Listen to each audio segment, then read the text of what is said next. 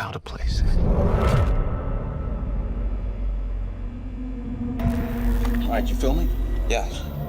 Follow my lead. Clark, what is this? That's what I'm trying to figure out. I love you so much. I love you. I love you. I love you. I love you! Welcome back to the Fandom Outpost. I am Bob. I'm here with Ron. How's it going, Ron? It's going, man.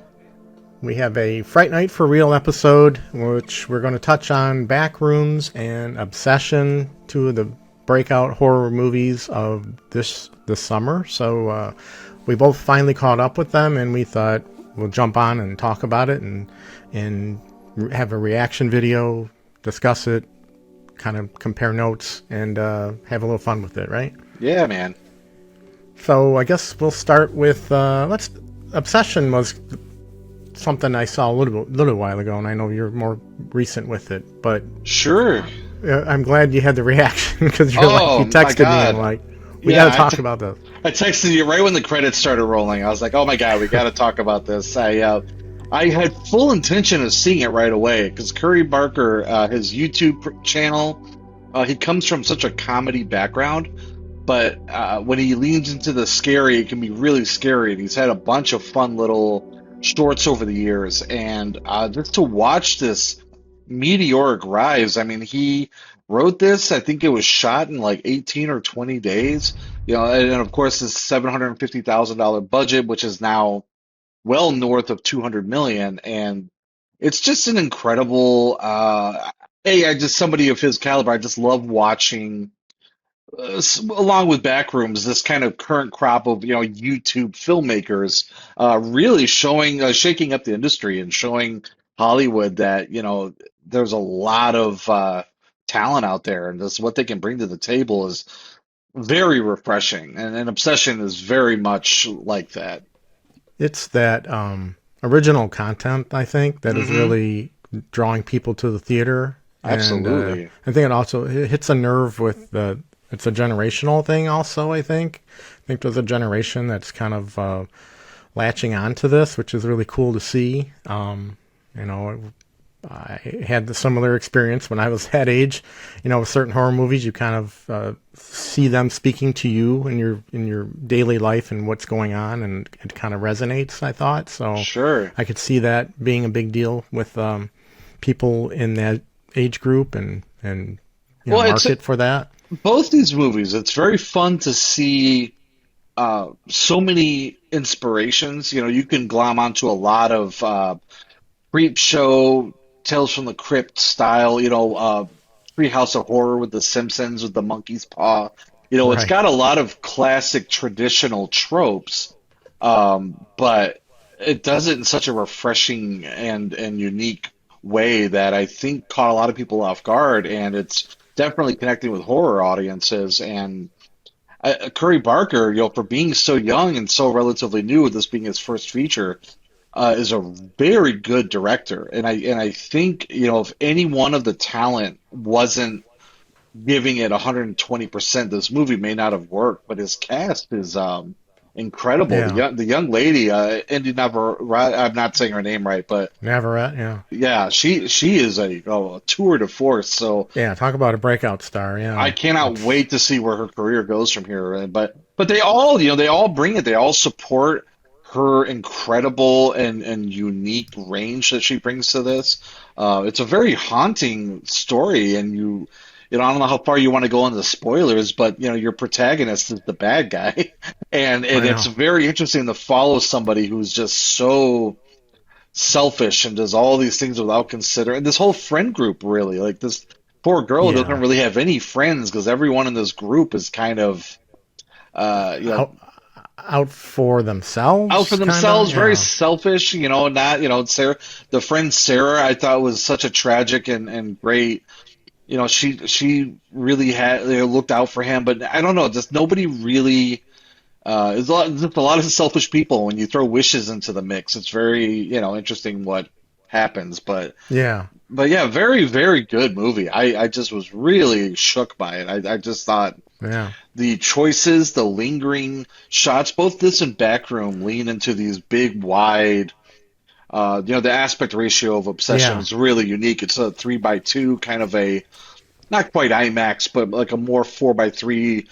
And Hmm. again, just to make these scenes feel very claustrophobic, like you feel like you're trapped in that Yeah. apartment with these two. And It left a lot of room on the sides for your eyes to kind of wonder what was going on. And what sure, hit me was how it was shot very much with shadow, oh, and they her they in the made a shadow was amazing. it's incredible. They made a big deal about the budget not being there for lighting, and maybe it's, the necessity of not having all the means you'd want, so you have to be creative. Whatever it is, it was incredible for this movie. The way she was put in shadow, the way the light would Yeah. catch off her eyes was so Yeah. haunting, man. I I really, couldn't tell if that was a post effect or what. It looked really cool. it Just a felt little, like that weird glint. the weird glint in the eye, especially like when she like comes to the door and she's like, that first time you really see that. I know they played around with some uncanny valley makeup to an incredible effect, and Yeah, it was but very jarring. practical. Yeah. But the Practical practical makeup. stuff was really, really, really well done.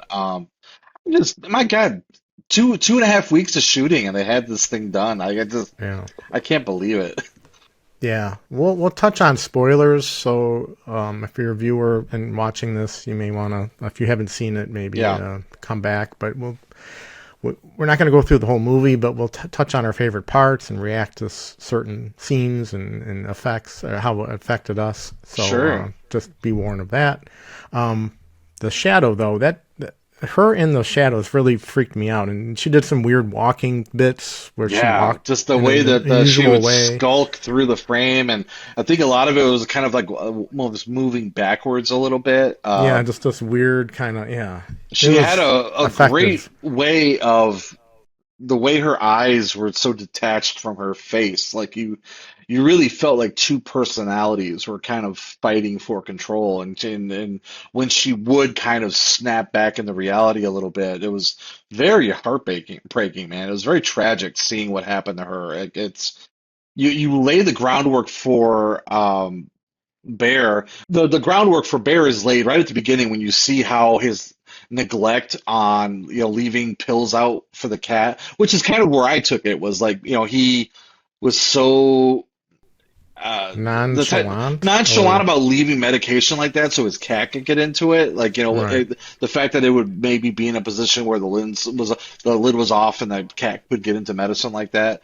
right. I think it just very masterfully lays this groundwork of showing what kind of person he is, and it never really lets up, and just the choices he makes for her, and when he references, like, when you see him calling and saying, "Oh no, I don't want to revoke the wish. Can we tweak it a little Ah, bit?" It's like it's so far gone at that point, and it's so right. awful to watch him, the control he has over it. You're kind of drawn into him being a sympathetic.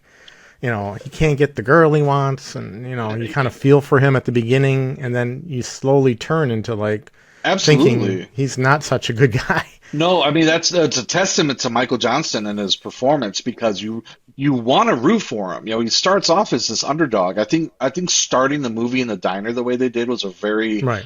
good choice, because right away you see this person. I love the double entendre of obsession really applies more to him than it does her, Right. and it's his obsession with her that leads everything out of control. That opening scene is him talking to someone who's not really themselves. So it really Yeah, sets up the movie. it Like, does. when you think about it, that's the kind of stuff I would think about afterwards, and that's the kind of effect that this movie had on me. It was that I kept thinking of, well, oh yeah, that connected to this and this, just different things about it that I would think about. Her being still trapped inside her body. When she comes out, asking for help, and Oh, the I guess you would call it a possession of some sort, a sure. demonic or what have you. But I think the most haunting, like, her, like you kind of glommed onto with the shadows and whatnot. That's very effective and scary. But I think the first moment that was really haunting for me was him calling the hotline, and the mm, guy saying, "Hey, you want to talk to her?" And you hear her screaming in the background. Like, I haven't had a movie send chills down my spine in a long time, and that yeah, was really effective at it. And It's just really sad and scary. That's all I can keep coming back to is just this poor girl didn't deserve any of this, and just the nightmare he runs her through.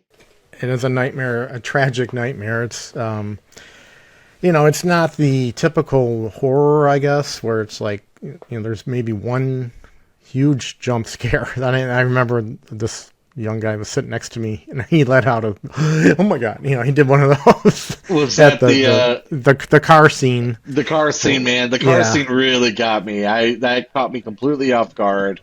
It comes out of so nowhere. Brutal. It really comes out of nowhere, and yeah. I think the only reason I'm okay with it now is because I've seen so many fun behind the scenes where they were just kind of laughing. Because I guess they only had 3 sheets of that candy glass and one broke right away. So they only had 2 takes, and it was such a low budget. They didn't know what they were going to do. So seeing that stuff kind of gave it a little bit of brevity. But my God, watching that and not knowing and not expecting it was so brutal.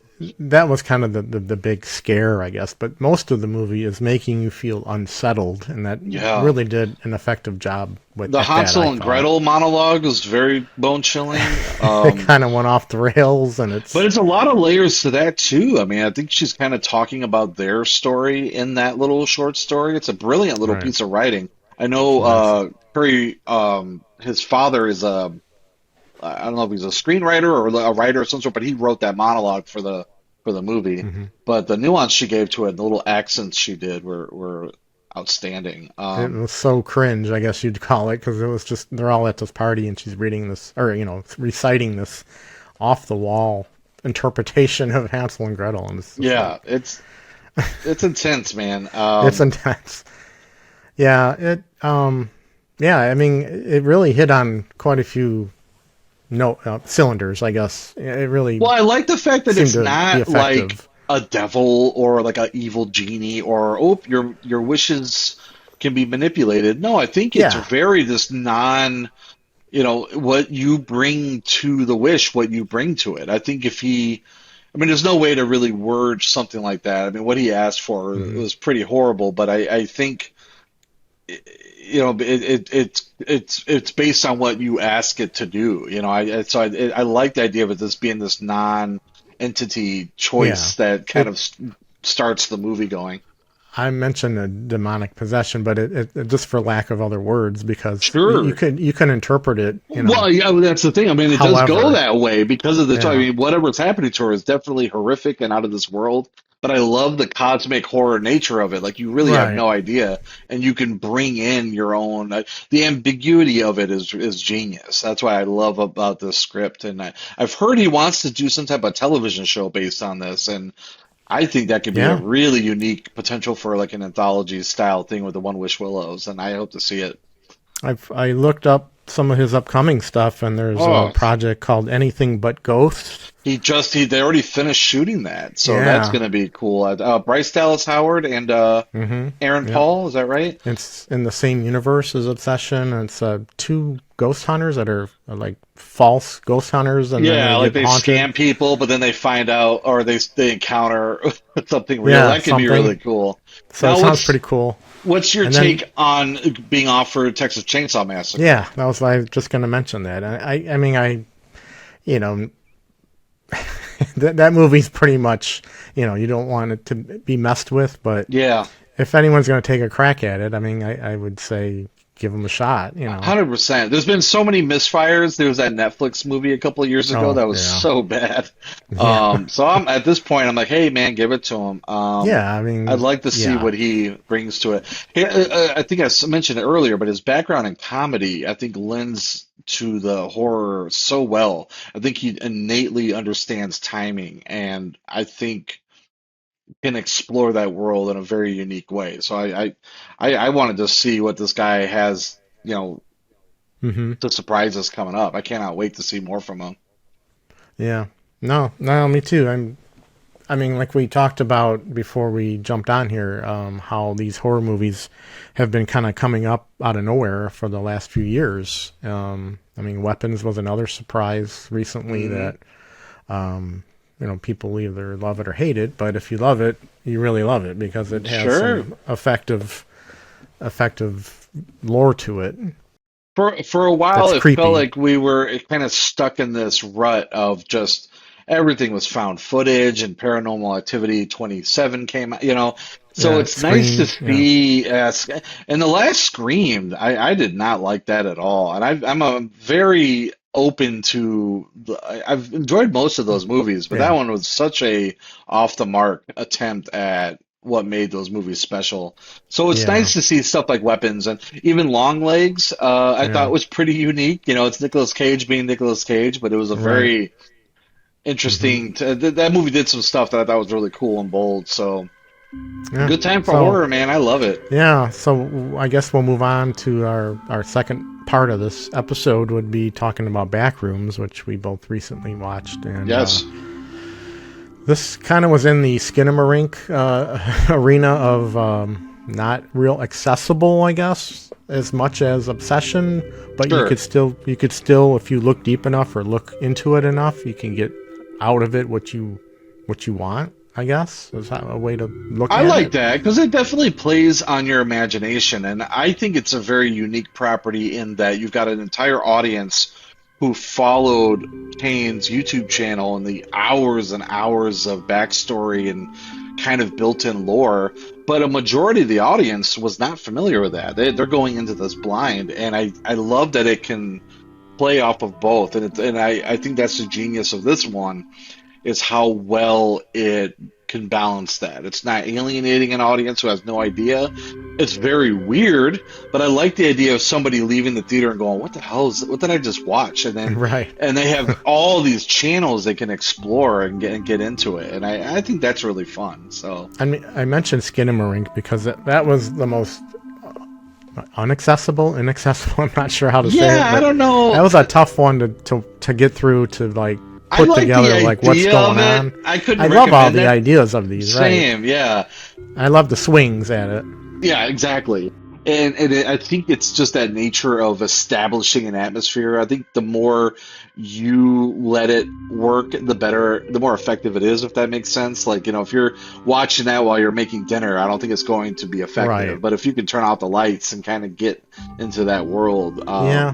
No, but you're right. Backrooms is definitely more accessible for that. But I love this and Obsession from such young directors bring such a classic understanding. There's a lot of Kubrick DNA and David Lynch and just a Yeah. lot of these I felt the auteurs. Lynch Yeah, they just inspiration. tell Yeah. these guys grew up on that. And both of these filmmakers, just to bring in Obsession again real quick, I love how they grasp onto modern like the Unreal Engine and Blender are Hmm. popular ways that like artists and filmmakers can storyboard their shots.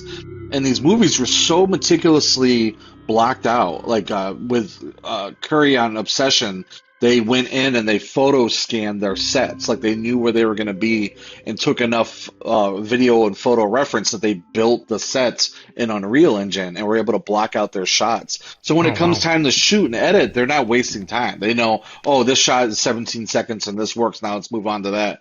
And that's exactly what Kane did with Backrooms. I mean, he was building this out and storyboarding it in Blender for like 5 years. So now you get this I think it just surprises a lot of people because you get this polished, like out of nowhere um finished product because it's lived in his head so long and he's had the tools to get down on paper what he wants it to look like and in a visual medium that he's able to show a production department like, look, this is what we're making, and everyone's just on board. And I think that's just really fun and unique, especially for something with like Backrooms where, boy, I can't imagine how you would sit in a pitch meeting and explain this movie to anybody. So I love that, you've got James Wan, you've got Right. A24, you've got a new generation of filmmakers that get it, I guess. And It'd be like asking someone who doesn't know what a dog looks like to draw a dog. exactly, Right? exactly.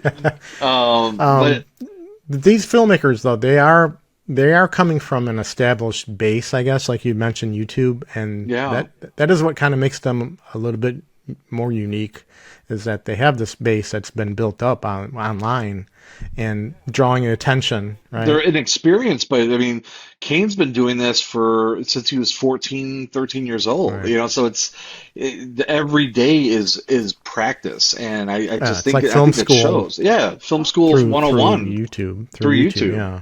I mean, No, editing it's- is just a second language to these guys, and I think the benefits are on the screen.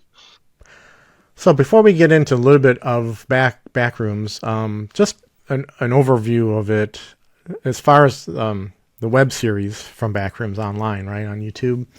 That was more the found footage angle of it, right? Where it's come from, Yeah, the I lore mean, and everything. the lore, it all started with one photo on Reddit, and I forget all the details of like how that, but I think Kane kind of took it and ran with it, and he just kind of created this unique found footage aspect of people kind of, he calls it no clipping, which is what can happen in video games where you kind of walk through a wall.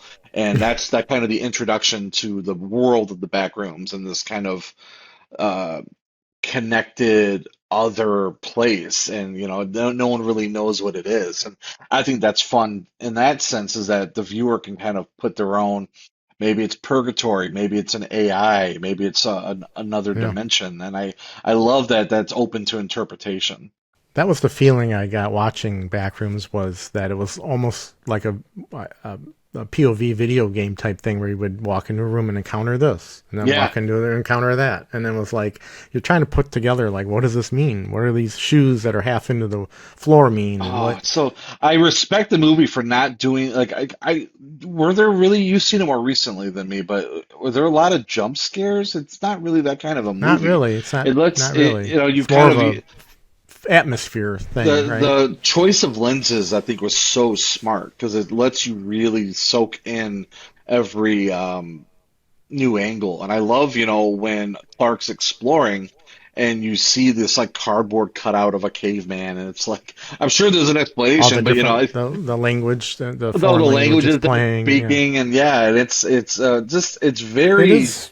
It's like engrossing. from a dream almost. You know, it's like Yeah. a dream like It plays on dream logic realm, I and guess. Yeah, dream exactly. logic. What I wanted to mention was the fear of spaces, and I think that's what I felt like watching this. Is that I don't know if it's an innate thing with most people, but just being in this foreign labyrinth type of space, you just kind of feel like the further you go, the more you're going to get lost. You're not going to find your way back. I just kind of felt like that weird feeling watching that. So I don't know how you It plays. interpreted it. I'm sure there's a phobia with a Right, specific like name, an but agoraphobic or something. yeah, but everyone in this made choices I would never make. Like I would be so afraid to leave that first room with the pile of everything. Right, I'd probably go 3 rooms deep, and I'd be like, well, I better get back. I'd have to have spray paint and charts, and I don't know. I couldn't do it. But yeah, the liminal space is so effective, and I think it's interesting because I think it's a shared memory with anyone having that yellow fluorescent light. I Yes. always think of Joe versus the volcano when Tom Hanks is kind of like staring up at the ceiling and his eyes are flickering. But like whatever that Yes, I vibe remember is just the DNA of this world.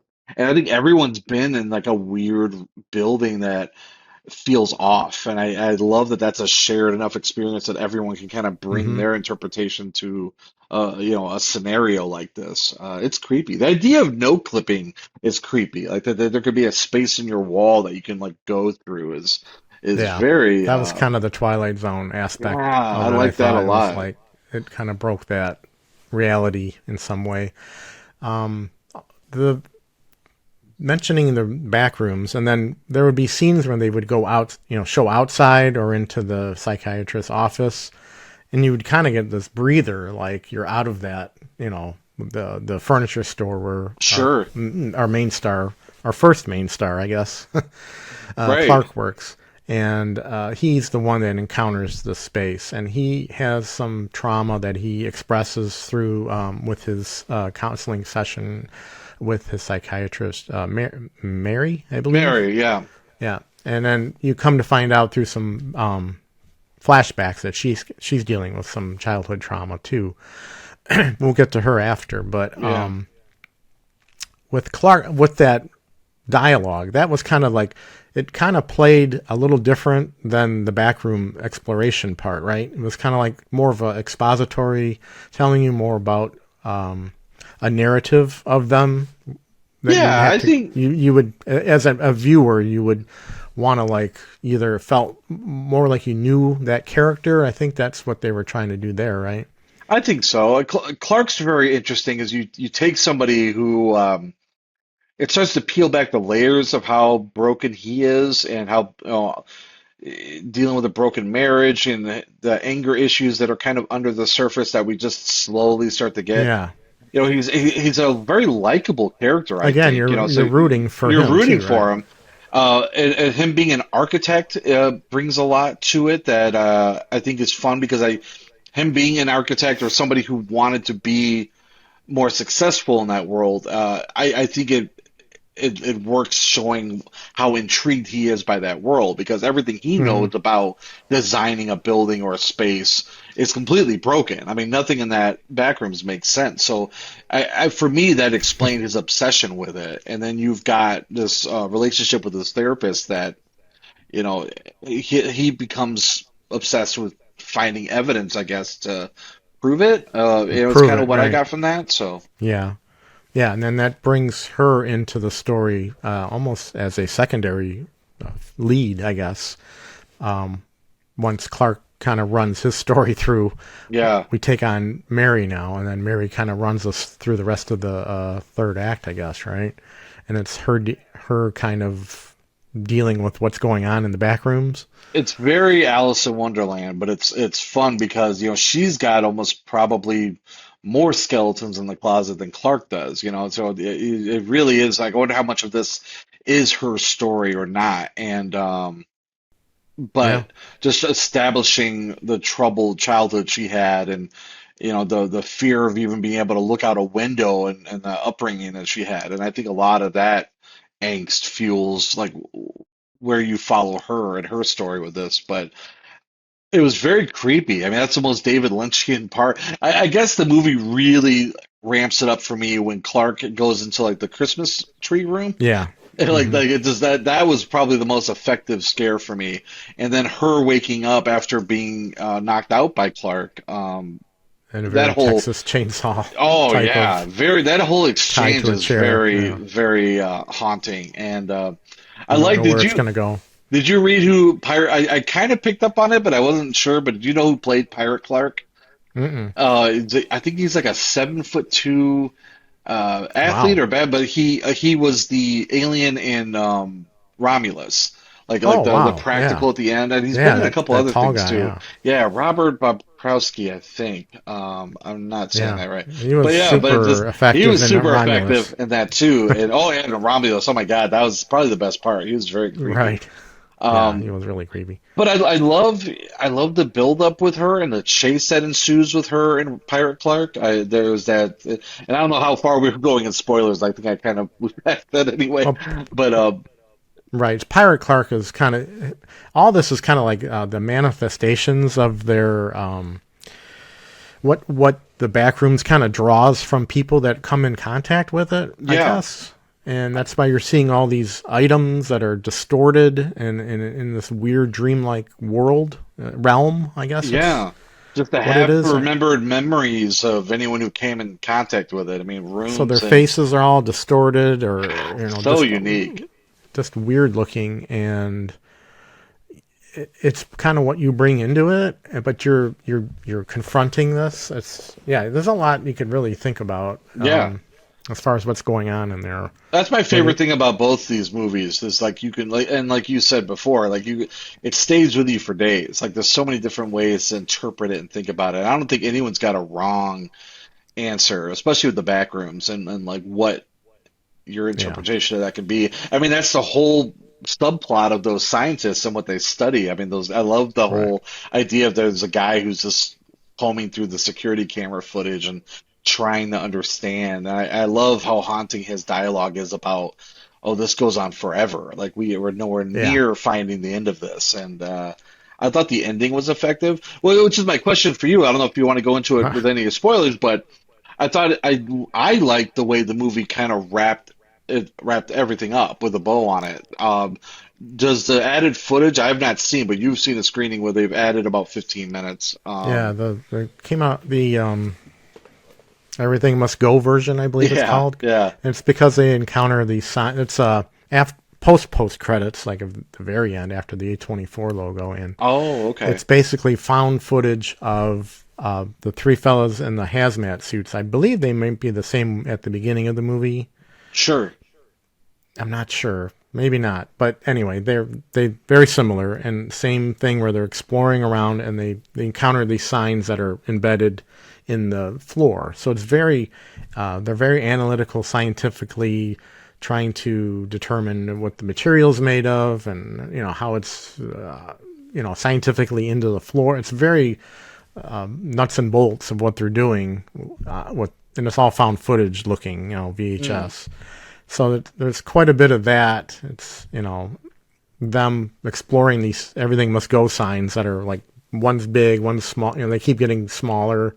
And then they say, I wonder if it continues through the wall. So they break open the wall and try to see where, and then sure enough, there's another sign like between the drywall, and then they encounter something at the very end and it cuts out. So it's kind of very cool. Yeah, it's a neat little button on there, but I think it ties more into the lore that's through the YouTube series. Sure. So, it could go on forever. As far as it's lucrative enough, right? It's a brilliant idea for a franchise because they could do a television show or more sequels, and if they can keep up this pedigree, I'm down for two or three more. I think it's wonderful. Because have you watched Severance on Apple? Because it is. Oh yes, yeah. Definitely has that type of That vibe. DNA is in there. Yeah, absolutely. And I love that kind of I don't know what the word is for that. I keep going back to Twin Peaks, but it's that kind Right. of like uh Unreality. unreality. Kind of, Yeah, that's a good way to put it. I think it's very mysterious and interesting, and the more you watch, the more you want to figure out more about what's going on. And that's what's cool about Backrooms is I think Kane's got a plan. Like I think he knows what all this is, and he's very deliberately just piecing it all out. And he's doing a good job, man. It's very encouraging and it's very exciting for anybody who wants to make a movie. I mean, his thing was just a YouTube channel he ran, Curry's Short the Chair, which was like a 20-minute horror film that got a lot of prestige and won some awards. But, producer picked up the phone and got a hold of him because of his YouTube channel. And it's never been harder to do something like that, but I think it's also with everything being AI and movie studios thinking it has to be a $300 or $400 million. Right. I mean, you just look at all these giant movies that are just bombing, like Supergirl Right. and Yeah. all these Right. things that had a lot of potential and a lot of money behind them. But they're not connecting with audiences. That's the thing. Is just they're so expensive to make, Yeah, and they need to recoup that, and it's just not it's not happening. it's not happening. And the Right? budget of one of those movies, you could fund 200 of these little indies, and half of them have a chance to be really something unique. And I guess I think everyone's voting with their wallet. I think that's what they want. I think audiences want unique and new, and I think that's very positive. So right. I think it's tapped. Like I said, it's tapped into a generational thing, and I think that's the kind of material that maybe that market is looking for. So I think that is what's helping this being propelled yeah. into making a lot of money. I can't wait to see where it goes. I think I know we've got like a Blair Witch Project reboot happening with some of the original creators coming back, and that's fine and all, but give me $800,000 budget with some YouTuber who's just really good at storytelling. I Right. want to see that. I want to see what happens, and they're not all going to be gems, but I just think it's Right. fun. I think it's going back to the root of why we like movies and watching stuff unique. And there was this rough rut we were in for a while, and I think we're exploring new territory, and that's the best part. What type of rating would you give these two movies? I guess as we kind of close down, Obsession, I think. I mean, honestly, like out of five or so. out of five, I mean, 5 out of 5 for Obsession. I think it's a modern classic. I really do think the directing, the writing, the character development, poor Andy Richter lost every employee in I his know. poor music store. I didn't think about that. Yeah, but That was a real store, I heard. It's a real yeah, store. and well, it wasn't the store, the house they filmed in burned Yeah, down in the fires right after filming. But that store was where I think I could be wrong. You'll have to cite this, it's but the Wayne's World store. Wayne's isn't World. it? Yeah, I was gonna say it's where he Yeah. does Stairway to Heaven, right? Yeah. No, no Or story. no, it's no Stairway. Deny. But that's where he's gonna buy his guitar. Was that same store? And I love that. Right. But yeah, 5 out of 5 for that. 4 out of 5 for Backrooms. I don't know. I mean, I think I do love the hell out of Backrooms. My daughter is super obsessed with that world and the lore, and I think it's expertly shot, expertly crafted. So it is. I think it would just be neat to see where the story's going, I guess, before I could really rate it higher. But I say that though, just I don't know. I feel like I should give it higher, but 4 out of 5 sounds like a solid. Because I could see recommending this to Right. somebody who's like, "What did I just watch?" But Right. I honestly enjoyed the hell out of it. I thought it was great, and I think there's some wonderful and stylistic photography in it. And I just think they could have easily photographed that the wrong way, and it wouldn't have been the Backrooms anymore. And I just think they my favorite shot of the whole movie is when she's about to escape the furniture store in the back rooms, and she turns around and there's all the junk, and it's this wide, it's like a 21 millimeter lens, but in the center of the frame is this giant pirate, but he looks so tiny, and Right. she picks up a weapon and they start to circle each other, and I still think about that shot. I think that's such a cool movie. They're Yeah, both great, man. Yeah. They had built that Backrooms was like a huge. They built that practically. Yeah, I think it's like a I read. 30,000 square feet set. Like Yeah. it's incredible. Very It's cool. very well designed, and the practical effects in both of these were where it's at, man. I think that's what helped make it so unique. Yeah. So these are difficult to recommend, I guess. They're not your typical movie, you know what I mean? Yeah. Obsession is definitely a dreadful, just, yeah, you just don't feel good about the characters. Yeah. So that one, even though it's really well done, it's just a hard recommend. But, if you appreciate, like we appreciate it, then definitely see it. But Sure. Yeah, if you like horror movies, but yeah, definitely, it's going to be a tough sell for the girlfriend or wife, especially if they don't like horror films. But yeah, so if I think if they're not down with it, then it's an important conversation to be had about just, right. Where these are coming from. possessiveness and where things are coming from in a relationship, and there's a lot of really heavy material in there to explore. Both of them, like you said, we mentioned earlier how you think about it after, and it's like almost my rating for them kind of creeps up as the more I think about them afterwards. Like I said, especially Scream 7, I couldn't even tell you what happened in that. I just saw it. Right. It's a very Those are- forgettable movie. Right. I love a film that you're driving home and you're still thinking about, like, and you wake up thinking about it. Like that to me makes a good movie, and these Both of did these that. Yeah. have had that effect on me for at least a few days. Obsession a little longer, just because it just kind of hits you in your gut. Yeah. And then Backrooms is more of a psychological thing that you kind of are feeling like that dream state. So yeah. All right, man. Well, thanks for joining today. Appreciate you jumping in and talking about these two fun movies. And join us on social media too before we go. And if you could please like and subscribe to this video. I should have mentioned that up front. I always forget. And that's probably the most important thing. Otherwise, we're never going to have any viewers. So please like and subscribe. Leave a comment what you thought about either movie, if you've seen either one. And check us out on Instagram. I post a lot of stuff I pick up. And I built a Jaws Lego thing over the weekend. That was pretty fun. The Orca. Yeah, I built that over the... I have a closet with like 10 unopened Legos, and that one is like in the middle and it stares at me. I want to open it so bad. I got it for Christmas. That's how long it's Nice. taken me to get the courage to put it together. And Oh, I'm that's gonna great. do it. I had the time off. I was And it was just fun. telling It was a fun. mutual friend I want to get the Lighthouse Lego set, and there's on Reddit somebody put a parts list. So there's like a gatekeeper from Scooby-Doo. Oh, wow. There's all these little pieces you can buy, but then I want to make the Lighthouse movie, but as a Lego set, and I want to just like take pictures of it in black and white so bad. So I really want to get to that. But that Jaws set is also very tempting to me. That's fun. I'm glad you built that.